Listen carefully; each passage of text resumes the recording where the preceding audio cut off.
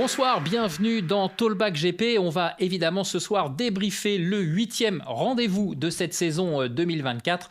Un Grand Prix des Pays-Bas qui s'est couru sur le circuit d'Assen ce week-end. Et pour m'accompagner, comme d'habitude, on va retrouver Michel Turcot. Bonsoir Michel. Salut Eric. Et évidemment, à tes côtés, on va retrouver également Thomas Morcellino. Bonsoir Thomas. Salut Eric, salut Michel. Bon, vous allez bien messieurs? Ça s'est bien passé ce Grand Prix finalement. Il n'y a pas eu de pluie à Assen, comme quoi on n'a pas forcément que des préjugés. Alors, ouais, on va commencer, évidemment, on va rentrer dans le vif du sujet. Alors, j'allais presque dire que ce Grand Prix, pour le débriefer, ça va être très, très, très simple et presque trop rapide. Parce qu'un homme s'est détaché du reste du plateau, hein, clairement. Francesco Bagnaia, le double champion du monde, ce week-end, Michel, il était sur une autre planète, tout le monde l'a dit, cette expression est revenue tout au long du week-end, il était intouchable. Ben voilà, c'est exactement ça. D'ailleurs, je pense que le mieux, ça serait que Thomas commence, me devance dans ce qu'on peut dire sur Pecco, parce que je pense que les chiffres, il y a beaucoup de chiffres autour de Pecco et d'Assen, et je pense que ça résume assez bien sa domination. Donc, je vais laisser la parole à notre camarade Thomas. Vas-y Thomas, fais-nous rêver. Non, mais justement, il y a une seule ombre au tableau qui casse la petite stat, mais bon, déjà, il commence la séance, enfin le vendredi, en menant la première séance d'essai libre. C'est jamais arrivé depuis qu'il est arrivé en MotoGP. Même lui était surpris, il se demandait comment c'était possible de ne pas avoir mené au moins une première séance d'essai libre du vendredi. Et puis ensuite, il a enchaîné jusqu'au samedi soir, parce qu'après le dimanche matin, il n'a pas mené le warm-up alors qu'il avait mené toutes les séances précédentes. Mais après, voilà, il a gagné le sprint, il a gagné la course du dimanche et puis voilà, donc troisième victoire consécutive cette saison-là, troisième victoire à Assen, c'est une première depuis Mick Doohan d'enchaîner au moins autant de victoires depuis Mick Doohan entre 94 et 98. Il en avait fait 5 de suite sur le circuit d'Assen. Voilà, donc des chiffres et puis après surtout il rejoint Casey Stoner en termes du plus grand nombre, enfin au classement du plus grand nombre de victoires pour Ducati en MotoGP. Donc voilà, il écrit la légende, sa propre légende désormais dans l'histoire du MotoGP. Alors, il y a une stat, qui m'a surpris, moi, c'est qu'en fait, il a signé sa première pole position de la saison. Ça m'avait totalement échappé, mais en fait, il n'avait pas signé de pole jusqu'à présent. Eh oui, effectivement. C'est vrai que l'exercice des qualifications a été beaucoup plus compliqué pour lui. Mais je vais laisser la place à Michel maintenant. Je crois que tu veux dire quelque chose, Michel, je te vois. Non, je voulais juste rappeler qu'il avait aussi que Pecco a aussi remporté sa première victoire en Grand Prix à Assen, à l'époque en Moto 3 avec la Mahindra, qu'il a gagné aussi en Moto 2. Donc bon, bref, c'est un circuit qu'il adore, il a répété. C'est un circuit qui correspond super bien à son pilotage. Il aime beaucoup l'ambiance. Alors on sait qu'on reproche à Bagnaia son manque de personnalité. C'est vrai que c'est un pilote qui est plutôt bien élevé, poli, enfin tout ça, il fait tout bien comme il faut. Et ce qu'il a répété plusieurs fois ce week-end, il apprécie vraiment l'attitude du public qui est super fair play, qui encourage tous les pilotes, qui applaudit tous les pilotes. Il n'y a jamais personne qui se fait siffler. Alors c'est vrai que comme il l'a dit, il n'y a pas de pilote néerlandais en MotoGP, donc il n'y a pas forcément de parti pris pour un pilote comme on peut avoir en Italie, en Espagne ou en France. Mais quoi qu'il en soit, voilà, c'est vrai que c'est un public qui est super sportif, qui aime la moto. Voilà, Assen, c'est aussi pour les pilotes un endroit mythique, hein, puisque c'est un circuit qui est au calendrier depuis 49. Le Titi d'Assen, c'est assez légendaire, même si et puis le tracé, alors il a évolué au fil des ans, il a été raccourci, et ça reste un circuit un peu atypique dans le calendrier. Et voilà, donc Pecco super à Assen. Et alors on rappellera aussi qu'il a gagné 4 des 5 derniers Grands Prix, que depuis la victoire de Martin au Mans, il revient, il refait son retard. Il a manqué de réussite sur les sprints, sinon je pense qu'il serait déjà en tête du championnat. Enfin, on voit qu'il a pris la main. Alors on lui a posé la question de savoir ce week-end si le fait que depuis le Grand Prix d'Italie, il sait qu'il aura Marquez avec lui l'année prochaine, il a envie encore plus de marquer son territoire, de dire ok, Marquez t'arrives, mais le patron, voilà, moi je suis double champion du monde en titre, Ducati c'est chez moi, c'est mon équipe, c'est moi qui fais le job. Donc il dit non, moi je m'en fous, que ce soit Marquez, Martin avec moi, je fais mon boulot, je vais continuer à le faire comme je l'ai fait jusqu'à présent. Donc voilà, il est super confiant, super relax. Et c'est vrai, quand on parle avec Tardosi par exemple, il dit voilà, il y a des pilotes qui ont besoin d'être tout le temps rassurés, et Pecco pas besoin, quoi. Il a malgré sous ses airs un peu de petit garçon modèle, en fait, c'est quelqu'un qui a une énorme confiance en lui, et qui n'a pas besoin d'en faire des tonnes pour le démontrer comme d'autres peuvent en avoir besoin. Voilà. Et pour en revenir un peu plus sur ses performances actuelles, ce qu'il explique, c'est que depuis le Grand Prix d'Espagne, en fait, avec son équipe, ils ont trouvé quelque chose sur cette GP24 qui clairement la place au-dessus. Ce quelque chose, il n'a pas voulu en parler évidemment, puisque d'autres le cherchent encore. Donc, on sait que cette année, il y a des nouveaux pneus Michelin. Il y a une nouvelle gamme de pneus Michelin avec un mélange de gomme différent qui a, avec, notamment à l'arrière, hein, il y a un grip qui est supérieur. Tous les records tombent sur tous les circuits. Là, on a encore battu de 18 secondes le record de la durée de la course qui datait d'il y a 2 ans. Ouais, 30 secondes plus même vite que l'an dernier. Hein. Même sa pole, je crois qu'il améliore la pole par rapport à l'an dernier de quasiment 1 seconde. Vous me corrigez si je me trompe, mais on est sur ce delta-là. Hein. C'est ça, quasiment 1 seconde. Ça va plus vite partout. Et donc, lui, il explique par le fait que voilà, ces nouveaux pneus, en début d'année, ils ont eu des problèmes de vibration. Donc, il y avait un peu du chattering, parce que beaucoup de grippe. Et apparemment, son équipe et lui, ils ont trouvé des solutions à ce problème. Ils s'en plaignent plus, alors que Martin s'en plaint plus non plus. Il dit que lui aussi, ça y est, ça fonctionne bien. En revanche, on voit que chez KTM ou chez Aprilia, c'est pas encore ça, quoi. Ils arrivent pas encore à profiter du gain de grip des Michelin d'aujourd'hui. Et on voit clairement aujourd'hui que la GP24, elle a fait un step au-dessus, et on a clairement aujourd'hui Bagnaia et Martin qui sont au-dessus, quoi. Hein, clairement, on a vu les écarts. Enfin, je vais relaisser la parole à Thomas, mais les écarts qu'on a eu ce week-end, on n'en avait pas eu de tels depuis le début de l'année. Ah oui, c'était carrément incroyable. Même à l'image, on les voyait plus. Je veux dire, Bagnaia et Martin, une fois qu'ils sont été séparés, Thomas, derrière, on avait l'impression qu'il y avait une autre course, quoi. Ils étaient 7 à 8 secondes derrière. Oui, c'est ça, effectivement. Et comme le dit Michel, en tout cas, le promoteur du championnat voulait tenir ce record. C'est-à-dire que depuis le début de la saison, l'écart moyen entre le premier et le deuxième était un peu plus supérieur légèrement de 1 seconde. Et là, en fait, à cause ou grâce à Pecco Bagnaia, cet écart est passé à 1 seconde 37, je crois, un truc comme ça. Et du coup, c'est plus le record en catégorie Rennes. Donc, en fait, voilà, il a tout cassé. Et effectivement, ça montre bien sa domination Swigan. Et on est à un écart de plus de 3 secondes à l'arrivée. On peut imaginer que dans le dernier tour, il a même levé le pied. Oui, voilà, il a un peu coupé, bien sûr. Ouais. Voilà, coupé. Et voilà, façon de parler. Mais toujours est-il que oui, c'est une belle domination. Et c'est pareil pour le sprint, en fait. Il a su, même quand Martin essayait de revenir un petit peu, toujours réagir pour pouvoir remettre un coup de collier et donc reprendre son retard. Enfin, son retard. Reprendre de l'avance. Ouais. Ce qui était surtout impressionnant, enfin vous étiez sur place, alors même si on sait, Michel, vous regardez les courses depuis la salle de presse, mais ce qui était impressionnant, et tu l'as dit Michel, Assen c'est quand même un circuit particulier, on a l'impression que des fois il y a des lignes droites, mais c'est toujours des enchaînements un petit peu compliqués, la piste n'est pas très large, c'est de la pelouse tout de suite, donc l'erreur est très rapidement sanctionnée. Et on a l'impression que chez Bagnaia, c'était d'une fluidité exceptionnelle par rapport aux autres. Même quand il allait super vite, on n'avait pas l'impression qu'il forçait, en fait. Et c'est aussi l'impression que ça donnait sur place. Enfin, est-ce que vous avez pu déjà aller en bord de piste pendant les séances ou des choses comme ça? Mais c'était vraiment très, très impressionnant la maîtrise dont il faisait preuve.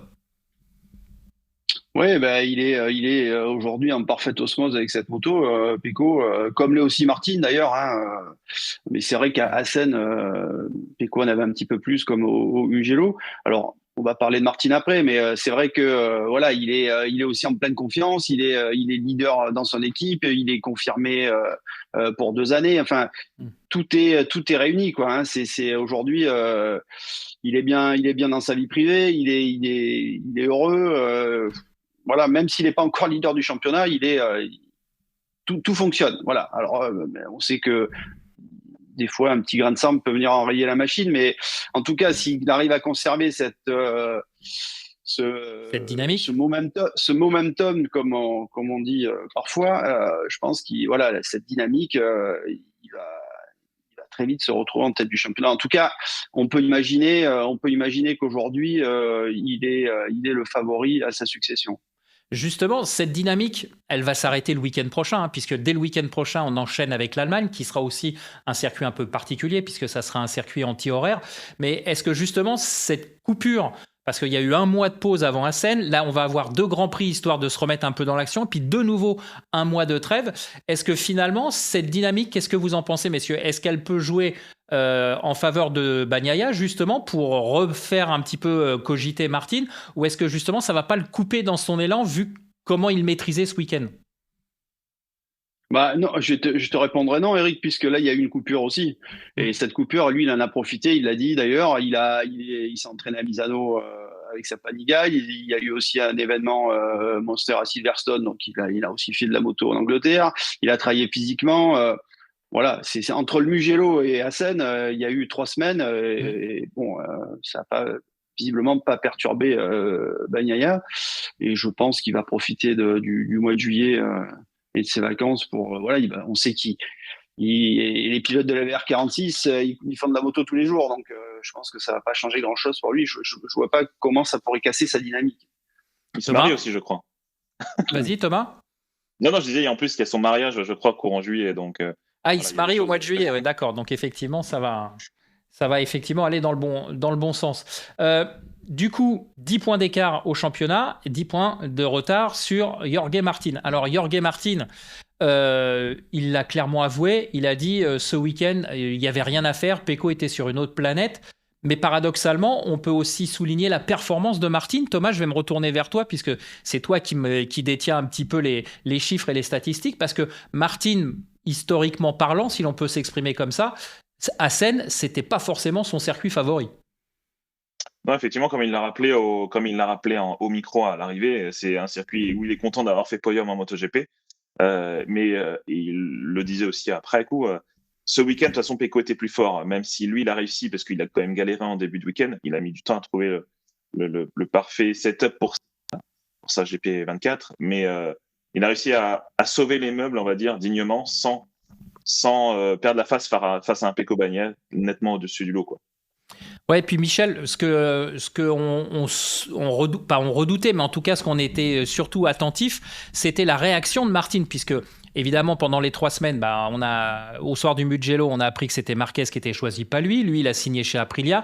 On attendait un petit peu sa réaction. On sait que c'est un garçon qui a de l'ego, qui est parfois impulsif, et on pouvait se dire qu'il était prêt peut-être à tout pour empêcher Pecco de gagner, etc. Puis non, pas du tout, comme vient de le dire Thomas. Il a su accepter entre guillemets la supériorité de Bagnaia pour finalement jouer dans l'optique du championnat et faire, j'allais dire quand même, malgré tout, le week-end parfait pour lui. Oui, effectivement, là, de toute façon, ça aurait servi à rien d'essayer d'aller chercher Pecco, à part de se mettre au tas. Il a admis la domination de son adversaire. Il sait qu'il y aura des circuits qui seront plus favorables pour lui. Et puis bon, voilà. Après, tu l'as rappelé. Il a rappelé lui aussi que le Mugello, le Grand Prix d'Italie, ça avait été très compliqué pour lui émotionnellement. On rappellera qu'il arrive là-bas, on lui a dit c'est bon, c'est toi qui vas dans l'équipe officielle. Et puis pendant le week-end, il comprend que, dès le jeudi, quand Marquez dit j'irai pas chez Pramac, il comprend que là il est en train de se passer un truc. Et voilà, il a été perturbé tout le week-end en sentant que le truc lui échappait. Donc finalement, on lui dit dimanche que c'est mort. Il va signer chez Aprilia. Donc depuis aussi, maintenant c'est officiel, Pramac s'est engagé avec Yamaha. Ouais, donc, ça on va y revenir. Voilà, non, mais tout ça pour moi va l'affaiblir. Tout ça va l'affaiblir. Il sait que, ok, il est toujours leader du championnat. Ça reste, et d'ailleurs, Bagnaia le dit, c'est son adversaire numéro 1. C'est toujours lui le plus rapide. Les deux sont les plus rapides. C'est eux qui tirent le profit de cette GP24. Mais voilà, il sait que l'année prochaine, il sera plus pilote Ducati. Est-ce que évidemment, Ducati dit qu'il aura le même soutien jusqu'à la fin de l'année, et ça sera certainement le cas, mais psychologiquement, il sait très bien qu'il sera plus de la famille Ducati l'année prochaine, et son équipe non plus. Donc, même si ça se joue sur de l'inconscient, il n'est pas. On parlait de dynamique tout à l'heure. il n'est pas dans le même confort psychologique pour une fin de saison qui va en plus s'intensifier. Là, on était au 8e Grand Prix, il en reste 12. Et 12, il en restera 11 après au mois d'août. La mi-saison, c'est début août et la saison se termine en novembre. C'est-à-dire qu'on va avoir encore une fois une fin de saison hyper rythmée avec des courses à l'autre bout du monde. Donc ça va être psychologiquement, physiquement, mentalement plus compliqué, je pense, pour lui que pour Pecco. Mais évidemment, il peut se passer encore plein de choses. Il peut y avoir des chutes, des blessures, des rebondissements. Donc voilà, là, on dresse un tableau à début juillet. On verra la suite. Mais c'est sûr que on va dire que Bagnaia est plutôt sur une pente ascendante et on a un Martin qui est dans une situation moins confortable. Ouais. Tu penses que tout ça, ça peut avoir un impact aussi, Thomas, sur cette fin de saison et sur l'approche que Martin peut avoir? Parce que malgré tout, il y a quand même l'envie de partir la tête haute, j'allais dire, et même pour Pramac. On sait que l'an dernier, Pramac a été champion du monde par équipe, hein, c'était une première déjà. Est-ce qu'il n'y a pas, malgré ce que vient d'expliquer Michel, la volonté quand même de partir la tête haute, j'allais dire, par la grande porte?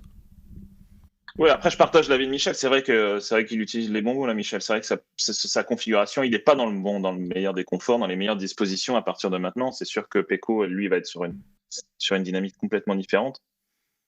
Après, c'est sûr que ça reste un compétiteur, le Martin. Donc forcément, oui, de toute façon, il va vouloir tout donner. Il va vouloir montrer que sa place de vice-champion du monde, et voilà, il peut encore y prétendre et surtout la garder et surtout se battre encore à la régulière comme il a fait l'année dernière pour le titre, quoi. Donc voilà, c'est une question difficile pour l'instant. C'est compliqué de savoir comment va se profiler la deuxième partie de saison avec beaucoup de courses. L'année dernière, Catalogne est arrivé beaucoup plus tard au calendrier et on a vu ce qu'aurait pu se passer pour Pecco Bagnaia. Donc une saison peut changer du tout au tout juste sur une course sprint et sur une course du dimanche. Ouais, puis comme le disait Michel, la fin de saison aussi, elle va être très dense avec cette tournée asiatique, avec le triptyque à chaque fois, Malaisie, Japon, Australie, où ça s'enchaîne, il ne faut pas se rater. Tiens, d'ailleurs, au niveau du calendrier, finalement, le Grand Prix du Kazakhstan est annulé, hein, on est bien d'accord, messieurs? Oui, tout à fait. On a encore droit à une péripétie, un peu d'amateurisme du promoteur du championnat, parce que là, ça devient un peu ridicule. Le Grand Prix d'Argentine qui est annulé, le Grand Prix d'Inde qui est annulé, le Kazakhstan qui remplisse l'un, puis finalement qui est annulé, qui va être remplacé par le Qatar. Enfin, normalement, parce que peut-être pas, sinon peut-être, pourquoi pas Brno. Enfin là, je veux dire, on est quand même dans l'amateurisme complet, et en plus des changements qui mettent en difficulté des équipes qui n'ont pas forcément des budgets, qui ont pris des importants, qui ont pris des billets d'avion, des réservations d'hôtels qui ne sont pas remboursables. Enfin, c'est vrai que là, carton rouge, on va dire, à Dorna. D'accord. Alors, voilà. On a parlé de Bagnaia, on a parlé de Martin, et évidemment, on va parler de Marc Marquez. Marc Marquez, ce week-end en Hollande, moi j'ai l'impression, enfin c'est l'impression que ça me donne, vous me direz si vous partagez mon avis, j'ai l'impression d'avoir retrouvé le Marc Marquez des mauvaises habitudes, c'est-à-dire un peu chien fou, à faire n'importe quoi, et finalement essayer de rester devant quoi qu'il arrive, quoi qu'il en coûte, si on peut s'exprimer ainsi, et finalement passer à côté de son week-end. C'est un peu votre analyse ou je suis un peu trop sévère? Thomas, vas-y. Non, je le trouve un peu trop sévère. Aujourd'hui, il dispose d'une GP23, donc une moto un peu en dessous de la GP24. Et comme rappelait Michel en début d'émission, la GP24 de Martin et de Bagnaia, eux, ils ont trouvé les clés pour lui faire gagner encore de l'avance. Voilà, c'est ça exactement. Je ne trouve pas mes mots ce soir. Désolé. Et ensuite, la GP23, on peut imaginer aussi qu'elle corresponde un peu plus aux pneus de la saison passée et moins à ces pneus justement qui sont arrivés cette saison. La GP23, on le voit, notamment Marco Bezzecchi qui s'est battu pour le titre l'an passé, se retrouve en difficulté. Il a chuté beaucoup, à très nombreuses reprises ce week-end, notamment en course. Donc voilà, je pense qu'il n'a pas non plus les mêmes outils pour aller chercher à la régulière Bagnaia et Martin. Et voilà, et ce week-end, je pense que son week-end n'a rien de ridicule. C'est un pilote qui effectivement se donne à fond et parfois il commet des erreurs. faut pas oublier non plus que c'est un pilote qui découvre encore, mine de rien, cette GP23. Il doit refaire son style de pilotage qu'il avait depuis 10 ans avec la Honda, quoi. Ouais, bon, après, il a quand même dit depuis 1 ou 2 Grands Prix qu'il l'a maîtrisé correctement. Par contre, c'est vrai qu'on peut considérer qu'il a fait quand même une grosse boulette en course sprint où il s'est précipité un petit peu pour remonter parce que oui, il voulait pas perdre le contact et puis il passe sur ce vibreur intérieur qui le déséquilibre. Michel, toi, comment tu analyses ce week-end de Marc Marquez ? Bah écoute, moi je rejoins Thomas. Je pense que si on compare ce qui est comparable, on voit que Marquez il domine largement les 4 pilotes enfin les 3 autres pilotes qui bénéficient de cette machine. Bon, on va dire que Antonio a fait un très bon week-end, mais globalement voilà, Bezzecchi est loin, en difficulté. Son frère Alex. Il s'en sort pas trop mal à Assen. Alors, on va dire que sur Assen, Marquez était moins au-dessus des autres GP23 que jusqu'à présent. Mais clairement, la GP24, elle a fait un step. On sait très bien que quand tu as une nouvelle moto, on sait très bien que chez Ducati, tous les ans, on travaille, on améliore la machine. Et voilà, début de saison, les 2 motos sont à peu près au même niveau, voire éventuellement celle de l'année d'avant et reste un petit peu meilleure. Mais on sait que le potentiel est meilleur sur la nouvelle. Et puis, au fil des courses, ce potentiel, on l'optimise. C'est ce que fait parfaitement Bagnaia parce que c'est aussi un pilote méthodique qui travaille super bien avec son équipe. Donc, ils comprennent des choses et tous les week-ends, ils progressent. Et voilà, maintenant, Bagnaia, il est performant dès le vendredi matin, ce qui n'était pas le cas jusqu'à présent. Donc, lui progresse et les autres, ils sont limités parce qu'ils ont Marquez, il a une moto qui est la même depuis le début de l'année, qui sera la même en fin de saison. Et voilà, aujourd'hui, il est limité par rapport à ça. Effectivement, il fait une erreur en sprint. Après, il y a une autre chute aux essais parce il y a quand même un peu Espargaro qui se met au milieu. Et puis en course. Je suis pas trop d'accord avec toi, mais bon, parce que la chute qu'il fait au qualif, Michel, enfin, je sais pas si vous avez les images en tête, il passe quand même 2 tours au ralenti pour attendre une roue, et une fois que Vignales et Espargaro passent devant lui, il prend leur roue, et en fait, il tombe dans le virage numéro 7, si je dis pas de bêtises. C'est un virage qui tourne à gauche, et les pneus sont froids. Il fait quand même une sacrée boulette là aussi. Je pense pas que ça soit Espargaro qui le gêne. Espargaro, il est un peu, il est beaucoup plus lent sur ce moment-là parce qu'il a ralenti le tour d'avant. Enfin, bon, bref, c'est un incident. C'est une chute comme il y en a eu pas mal d'autres ce week-end. Il y avait du vent, les conditions étaient un peu piégeuses. Voilà. Bon, bref, il est tombé. Après, on sait que Marquez, il renonce jamais. Voilà, c'est ça aussi. Ça fait partie aussi de ses qualités.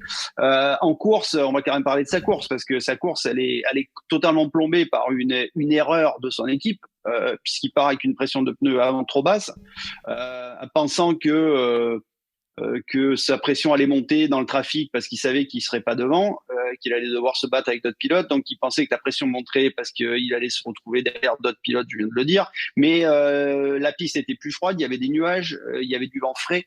Donc finalement, cette pression, elle n'est jamais montée. Donc à un moment donné, quand il se rend compte qu'il va être pénalisé parce qu'il est trop bas, qu'est-ce qu'il fait ? Il demande, il laisse passer Gian Antonio pour se mettre derrière, essayer de faire remonter la pression de ce pneu. Donc ça, il gère très bien le truc. Il voit ce qu'il est en train de se passer pour pas être pénalisé. Donc il reste dans le paquet. Et puis il y a ce contact avec Bastianini qu'il sort.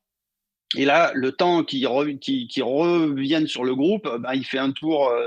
Où la température de son pneu a baissé, la pression de son pneu a baissé, et finalement il est pénalisé à l'arrivée, alors qu'il termine 4e, il est pénalisé pour un tour à 0,01 bar de la limite, donc vraiment pour rien. Il se retrouve 10e au lieu de 4e, et malgré tout, moi c'est ça que j'ai très apprécié, et tu sais que je peux être très critique envers Marquez, c'est qu'il incrimine jamais les autres. Donc il dit voilà, on a fait une erreur. Il est allé discuter à la direction de course parce qu'il estimait que il était pénalisé pour presque rien, et suite à ce contact avec Bastianini qu'il estimait pas de son fait, mais on lui a dit non mais c'est le règlement, donc il a dit voilà, il y a un règlement, j'ai été pénalisé, c'est comme ça, je fais des erreurs, je tombe, là on s'est trompé, on est parti trop bas, voilà, il a assumé totalement, il a incriminé personne, il a pas pleuré comme d'autres le font souvent. Et donc voilà, non, moi je trouve qu'il fait un week-end honnête par rapport à, encore une fois, une machine qui aujourd'hui qui est quand même en retrait des GP24. Et d'ailleurs, on voit bien les Aprilia qui étaient d'habitude sur circuit qui étaient très très fortes. L'année dernière, Espargaro était sur le podium. On les a pas, enfin Vinales c'est pas trop mal débrouillé, mais globalement, on a eu ce week-end en tout cas, enfin voilà, une GP24 qui a dominé et 2 pilotes au-dessus du lot, quoi. Tiens, puisqu'on parlait de pénalité, on rappellera aussi que Vignales, lui aussi, a été pénalisé pour un tout petit passage dans le vert dans la dernière chicane du dernier tour par rapport au freinage sur Di Giannantonio. Et là aussi, ça peut paraître très sévère. On rappelle juste la règle pour la pression des pneumatiques. Thomas, si je ne dis pas de bêtises, il faut passer plus de 40% de la course sur une valeur minimale, c'est ça? C'est 40 ou 60, Michel? Non, je crois que c'est 60. Il faut passer 60% au-dessus. Oui, c'est ça. Pardon, c'est moi qui me suis mal exprimé. Il ne faut pas être 40% en dessous de la valeur. Ah, ok, d'accord. Voilà. C'est un mélange des deux. Oui, c'est moi qui me suis mal exprimé. Excusez-moi. Mais voilà, c'est ça. C'est-à-dire qu'il faut rester sur une valeur minimale pendant au moins 60% de la course. On est d'accord là-dessus. Exact. C'est ce que disait Marquez hier. Je crois que c'était 15 tours hier. Donc, voilà, il en manquait un. Alors, messieurs, pour conclure sur Marquez, vous allez me voir venir. La semaine prochaine, on est au Sachsenring. C'est un peu chez lui. Qu'est-ce qu'on peut attendre? Est-ce que là, justement, sa GP23 pourra rivaliser avec la GP24? Ne vous précipitez pas pour répondre. Ce que dit Marquez hier, c'est que s'il est plus fort au Sachsenring, il sera au même niveau que Martin et Bagnaia. Il ne pense pas être supérieur à eux. Donc, c'est comme ça qu'il le dit. Après, on le sait très bien, c'est un peu comme ce qu'il a fait à Austin. Il ira, s'il le peut, tenter d'aller gagner là-bas. Sauf erreur, il n'a jamais été invaincu sur chacun des départs qu'il a pris là-bas. Donc, voilà. Ouais. Michel? Ouais, voilà, on peut s'attendre à effectivement qu'il fasse de son mieux pour aller chercher la victoire. L'an dernier, il a vécu le calvaire là-bas, donc je pense que déjà, puisque voilà, comme l'a rappelé Thomas, il a gagné toutes les courses auxquelles il a participé au Sachsenring. Et on rappellera que l'an dernier, il avait dû déclarer forfait au warm-up après une énième chute. Et je sais plus, il y avait un doigt, des côtes cassées encore. Enfin bon, bref, l'an dernier, c'était le moment où c'était le point de non-retour avec Honda, d'ailleurs. Ouais. Donc voilà, mais comme le dit Thomas, s'il est bien, il sera au niveau des deux autres. Donc ça peut, en tout cas, on risque d'avoir une belle empoignade entre Martin, Pecco, et Martin est très fort là-bas aussi. Donc je pense que ça va être entre les trois, là, ça risque d'être une belle empoignade. Il faudra juste espérer que la météo nous permette d'avoir une piste sèche comme on a eu ce week-end à Assen pour qu'au moins on puisse s'exprimer dans les meilleures conditions. Alors, on va passer au chapitre suivant. Un chapitre à deux tiroirs, si vous le voulez bien, messieurs, parce qu'on va parler de Yamaha. À la fois par rapport au fait que Fabio a marqué des points et en sprint et au GP, donc ça c'est quand même assez rare pour être souligné. Pour parler aussi éventuellement des progrès de cette Yamaha par rapport au test de Valence. Et puis surtout, cette annonce qui a eu lieu ce week-end, même si, Michel, tu nous en avais parlé, on peut dire que c'était un peu un secret de polichinelle. Donc la signature de Pramac qui passe chez Yamaha pour les 7 prochaines années. Alors tout d'abord, Yamaha, du point de vue sportif, Fabio, qu'est-ce qu'on considère? Le verre à moitié plein ou le verre à moitié vide par rapport au fait qu'il marque quand même des points sur la sprint et sur le Grand Prix? Michel? Écoute, c'est bien qu'il ait marqué des points sur le sprint. Je crois que c'est la 3e fois que ça y arrive cette année. Maintenant, voilà, il y a eu des chutes, il y a eu des pénalités. Voilà. Il y avait quand même un peu de mieux, il l'a dit. Donc, on va parler tout de suite des tests de Valence, puisque il a essayé 2 évolutions moteurs. Il a pu en utiliser une ce week-end. Donc, comme il l'a dit, c'est un moteur qui permet de mieux ralentir la moto en entrée de virage. Donc, ce n'est pas forcément un gros plus à Assen. Ça sera davantage, d'après lui, sur des circuits comme l'Autriche au mois d'août ou Misano début septembre. Mais bon, il y avait quand même un petit mieux. Et en revanche, il a essayé un autre moteur beaucoup mieux, d'après lui, qui améliore l'agilité de la moto. Et ça, il espère l'avoir à partir du Japon. Maintenant, à voir, puisque Thomas va aussi nous en parler, puisqu'il a eu l'occasion de discuter avec Alex Bartolini. Alex Bartolini. Voilà, merci. Max. Max, pardon, Massimo Bartolini, voilà, qui est le chef de projet aujourd'hui de la M1. Donc voilà, je passe la parole. Justement, Thomas, explique-nous donc ces histoires de moteur. Non, les histoires de moteur, c'est vrai que Fabio veut le moteur avant il aimerait bien. Ce qu'il dit, c'est que le moteur ça arriverait au Japon, mais lui, Fabio, il le veut avant parce qu'il le trouve beaucoup mieux que cette nouvelle évolution qu'il a eu ce week-end. Mais Bartolini rappelle que faut pas se précipiter, ça reste un moteur de MotoGP, donc il y a des pièces déjà à éprouver, à tester. Et puis surtout, c'est pas parce que ça fonctionne sur un circuit que ça fonctionnera sur d'autres.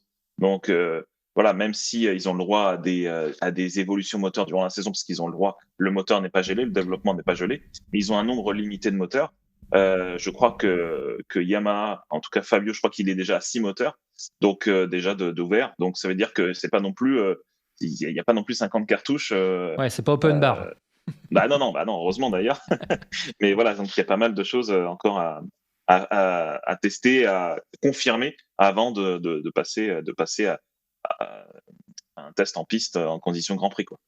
Alors, dans quelle mesure on peut répondre à cette question? En quoi le moteur permet de mieux arrêter la moto par rapport à la configuration du circuit? C'est par rapport à son positionnement? C'est par rapport à l'architecture?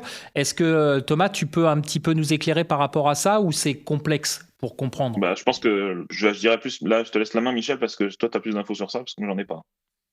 Non, mais après, moi, je suis pas technicien, loin de là, donc mes connaissances à ce niveau-là sont limitées. Moi, ce que je peux juste vous rapporter, c'est les échanges qu'on peut avoir avec des gens qui sont impliqués dans la technique. Donc, après, Eric, tu as fait un peu de moto aussi. Tu sais bien qu'une architecture moteur, un calage de vilebrequin, des masses plus ou moins importantes sur un vilebrequin, ça modifie l'inertie quand tu décélères et ça modifie le comportement d'une machine quand tu la mets sur l'angle. Donc, il y a l'électronique aussi qui joue là-dedans. Bref.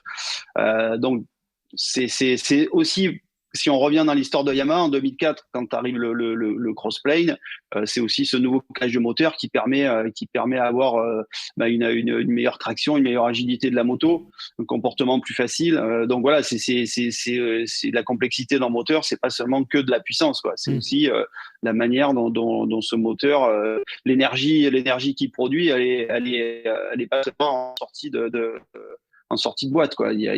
Ça fait vivre ce qu'il y a autour. Surtout quand on voit aujourd'hui une MotoGP, le cadre, ça représente quasiment plus rien, quoi. C'est quasiment le moteur qui tient la moto, quoi. Tout est fait autour du moteur. C'est vraiment l'âme, le cœur. Enfin, c'est tout, quoi. Le moteur. Ouais, c'est la colonne vertébrale. Donc j'entends déjà les questions qui vont se poser. Et le V4, le V4, oui, c'est aussi. Et le V4, Michel. Ouais. Non, mais voilà, c'est sûr que Yamaha étudie la question. Alors, on rappellera que Suzuki était champion du monde en 2020 avec un 4 cylindres en ligne, que la 4 cylindres en ligne Yamaha était champion du monde en 21 avec Fabio. Ce moteur, les Italiens et les Japonais estiment qu'il est toujours performant. Son problème aujourd'hui, en fait, c'est sa largeur. Et avec l'importance de l'aéro, c'est une limite. C'est une limite pour le comportement général de la moto. Donc c'est vrai que la solution V4 est à l'étude. Je pense qu'en 2027, il y aura certainement un V4 sur la Yamaha. Peut-être qu'il y en aura un d'ici là. En tout cas, de ce que j'ai compris, moi, il y a déjà un V4 qui tourne au banc, qui sera, à mon avis, essayé assez rapidement, quoi. Ok. Et puis il y a aussi le point qu'il soulignait aussi, Fabio, par rapport à l'électronique, où il considère que là aussi ils ont un peu un train de retard par rapport à ce qui se fait de mieux, notamment chez Ducati. Alors l'autre partie de ce volet Yamaha, c'est bien évidemment l'annonce, cette fois officielle, du passage de Pramac après 21 saisons chez Ducati, qui s'est engagé, qui s'est engagé avec Yamaha pour les 7 prochaines saisons. Là encore, bon, c'est pas une surprise. Par contre, ça va avoir des répercussions parce qu'au niveau de l'attribution des Ducati qui étaient chez Pramac, quid de ces deux motos? Et puis surtout, le marché des pilotes, même si les Top Gun, on va dire qu'ils sont tous plus ou moins casés maintenant, il va y avoir là aussi un sacré remue. Ça va brasser parce qu'il y a beaucoup de monde qui va vouloir se présenter chez Pramac, j'imagine, non? Thomas? Pour une fois, Thomas. Du monde qui se présente, c'est Pramac. Effectivement, il y a déjà des noms qui circulent. Si tu en veux quelques-uns, on parle notamment de Fabio Di Giannantonio. Apparemment, c'est très proche. Mais est-ce que c'est vrai, est-ce que c'est faux? On parle d'Alonso Lopez. également qui pourrait monter du Moto2 un peu comme Fermin Aldeguer, son coéquipier de chez Speedup. Et puis après, il y a d'autres pilotes qui sont là. Hein. On peut imaginer aussi un Miguel Oliveira qui on sait sa place potentiellement menacée par un Joe Roberts qui pourrait rejoindre Trackhouse. Donc encore au jeu des chaises musicales, ces 2 places chez Pramac sont encore à confirmer et il y a beaucoup de pilotes sur la liste. Est-ce que, à ton avis, Michel, Paolo Campinotti et Yamaha peuvent prendre le temps justement de choisir, parce que maintenant il n'y a plus d'urgence quelque part, on sait que c'est un projet qui va être en construction, qui va apporter évidemment un plus chez Yamaha. Après, c'est de savoir quelle attente à Yamaha vis-à-vis de Pramac. Est-ce qu'ils veulent des pilotes confirmés pour tout de suite élever le niveau, ou est-ce qu'ils sont capables de prendre un petit peu de temps en choisissant un pilote un petit peu moins expérimenté, sachant qu'on a aussi annoncé, et ça on n'en a pas beaucoup parlé, qu'il y aurait aussi un projet en Moto 2. Michel se laisse parler de pilote expérimenté. Il y en a un autre dont je n'ai pas cité. Là. Il y en a un expérimenté. Oui, Jack Miller. Non. Ah. Non, un pilote en Superbike de nationalité turque. Je voulais en parler après, mais on va dérouler déjà par rapport à je dirais, au montage entre Yamaha et Pramac. Est-ce qu'ils ont le temps d'attendre pour choisir leur pilote, et comment ça va s'organiser, pilote confirmé ou un mix confirmé jeune? Qu'est-ce que tu en penses, toi, Michel? Moi, j'en pense qu'il va falloir faire avec ce qui reste. Il n'y a pas vraiment le choix, comme l'a rappelé Thomas. Donc, à mon avis, je pense qu'il y a une envie de chez Yamaha de faire un pari sur un pilote Moto2. Donc, comme a dit Thomas, on l'a entendu parler d'Alonso Lopez. On peut imaginer un Sergio Garcia aussi qui roule bien en ce moment. On sait que de toute façon, cette moto, même si elle progresse sur les 2 ans à venir, ça ne sera pas la moto gagnante. Donc, autant prendre le risque de former un jeune. Et puis après, chercher un pilote confirmé. Est-ce qu'un Jack Miller, ça a de l'intérêt? Quand on discute avec Fabio, il pense pas. Puis en plus, Miller, il a mis une sacrée charge à Fabio ce week-end, non? Vas-y. Non, ça m'a échappé, la charge à Fabio, mais est-ce que... En gros, si ça t'a échappé, il a dit, moi je me retrouve à pied alors que je suis régulièrement devant un gars qui, il y a quelques semaines, a signé pour 12 millions. Voilà. Okay, bon, d'accord. Ça n'a pas trop d'intérêt tout ça, mais ils ont dû peut-être se croiser. Et on parlait au détour d'un. Il y en a qui a refusé la priorité à l'autre, il a rayé sa BMW, non? Non, je plaisante. Non, plus sérieusement, écoute, moi je pense que oui. Après, encore une fois, il y a qu'est-ce qui reste sur le marché. Donc aujourd'hui, moi j'ai aussi entendu parler d'un renfort, parce qu'on sait que Crutchlow a des problèmes de bras, il roule pas, donc le test team il est un peu à l'arrêt, et c'est aussi une priorité pour Yamaha de travailler avec ce test team. Et de ce que j'ai compris, Augusto Fernandez aurait une proposition pour rejoindre ce test team. D'accord. Augusto Fernandez qui est sur le carreau chez Tech 3, donc un jeune qui a encore les crocs, qui a envie de prouver des choses, qui pourrait avoir un boulot intéressant chez Yamaha, des wildcards, et qui serait prêt à remplacer un des 4 titulaires en cas de blessure. Donc ça peut être aussi un renfort quelque part. Après, peut-être miser sur un pilote Moto 2 et puis chercher dans les pilotes aujourd'hui je sais qu'effectivement Gian Antonio a eu une offre. Et Toprak, on va en parler. Il cherche, il n'y a pas grand-chose à en dire, si c'est qu'on entend dire que, d'après son manager, Ken Sofuagu, il cherchait quasi son contrat chez BMW pour arriver en MotoGP. Maintenant, j'ai du mal à croire qu'il puisse arriver en MotoGP chez Yamaha, sachant qu'ils sont quand même quittés un peu fâchés, il aurait dû essayer cette moto, on ne l'a jamais vraiment fait essayer dans les bonnes conditions comme on lui avait promis. Donc, je ne sais pas où en sont aujourd'hui les relations entre Yamaha et Toprak, mais voilà. Ouais, donc, affaire à suivre. Ouais, BMW lâché. Vas-y, Thomas. Michel, on parlait aussi d'Andrea Iannone avec un test potentiel aussi. C'est ce que j'allais dire. Pramac a dit qu'il ferait faire un test à Iannone. Je crois que c'est ça qui est prévu. Après, Jarvis, il va devoir aussi un peu composer avec Paolo Campinotti, qui parfois est un peu. Il va falloir apprendre à travailler ensemble. Qui a un personnage avec un grand cœur et parfois des idées qui peuvent être très bonnes, mais bon, des fois, ils font un peu. Il s'emballe. Ouais, il peut s'emballer un peu, mais pourquoi pas, Iannone. Il fait pas non plus une mauvaise saison en Superbike. Alors, moi, j'ai une dernière question, parce qu'après, on va te libérer, Michel. Je sais que tu es pressé. Moi, ce qui me gêne maintenant, c'est de savoir où vont atterrir ces deux Ducati, entre guillemets, GP25, puisque ça sera normalement la dotation que devait avoir Pramac. Si elles atterrissent à la VR46, est-ce que, à votre avis, Marco Bezzecchi n'a pas signé trop vite chez Aprilia, alors qu'il aurait pu récupérer cette moto l'année prochaine chez VR46 ? Écoute, je vais garder la parole, puisqu'on a entendu, en tout cas hier, Dall'Igna a déclaré à Sky, à la télévision italienne, que son plan, c'était d'avoir 3 motos d'usine l'an prochain, donc 3 GP25 et 3 GP24. Donc, d'accord. Donc ça change la donne, là. Je pense que chez Ducati, la perte de Pramac, elle est considérable. Je pense qu'ils n'avaient peut-être pas imaginé, parce que non seulement Pramac, c'était 2 motos de plus, mais c'était une équipe expérimentée, une équipe qui était championne du monde, et c'était aussi une équipe avec des moyens financiers. Paolo Campinotti, c'est un industriel. Pramac, c'est une société qui fabrique des groupes électrogènes qui sont, enfin, c'est une grosse boîte. Il a de l'argent. La moto, c'est sa passion. Je vais pas dire c'est sa danseuse, mais il y a un peu de ça. Et voilà, donc il a investi beaucoup d'argent. Il a des relations. Il avait des sponsors aussi qui mettaient beaucoup d'argent, qui payaient à Ducati ses motos. Aujourd'hui, j'ai l'impression que même si chez Valentino Rossi, il y a de l'argent, des sponsors, des budgets, il n'y a pas les mêmes moyens que pouvait mettre Pramac chez Ducati. Donc, le plan qui se dessine, c'est d'avoir une seule moto d'usine GP25 dans l'équipe VR46. Donc, il y aurait. Alors, est-ce qu'elle sera pour Aldeguer qui a signé? Je pense pas. Donc, je pense que leur idée, c'est plutôt d'essayer de garder Di Giannantonio avec cette moto, d'avoir Aldeguer puisqu'il a signé un contrat avec Ducati chez VR46, et puis d'avoir chez Gresini Alex Marquez, et puis X, notre pilote à définir. On parle de Morbidelli aussi.